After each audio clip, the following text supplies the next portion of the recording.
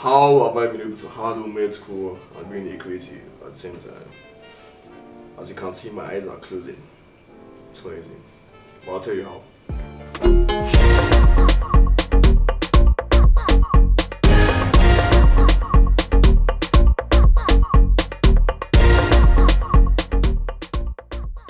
Right, so let's probably take this off.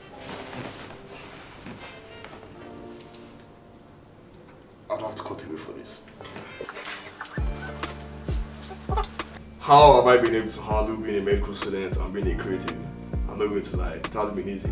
But then I'll share things that helped me so far, and yeah, let's get into it. Alright, it's definitely been crazy, like I said, and you know, the price of excellence comes really high. I have to make sure every minute of my time is well accounted for. But in terms of things that have helped me in particular, here are a couple of things. One, making sure that every project is an opportunity to learn. You know, instead of looking for long stretches of time like maybe strikes or vacations, which we rarely get in medical school. I think the highest you can get is 2 weeks.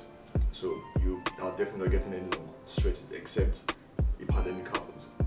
Right? So making sure you learn on every project is crucial to your growth as a medical creative, if you will. 2, actually being where you are at every point in time. So if I'm in school, then I have to be in school, I have to pay attention. So I have enough time to read more stuff and then work later in the day or night. 3, especially for School of Creatives, is to journal content. So instead of having to sit down and come up with content every time I have to create, I journal.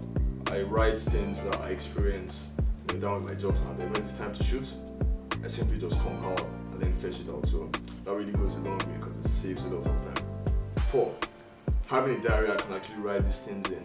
Write to-do lists, write ideas that pop into my mind, write things I want to execute or plans, for something.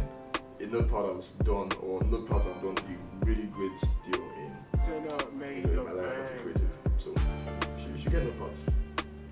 And then 5, probably the one that I learned rather late, is not taking everything that comes in. Not every project, not every request is compulsory. You should never feel, I've learned to never feel compelled to take every single thing that gets thrown at me. So being able to pick and choose, okay, I think this will benefit me, this will be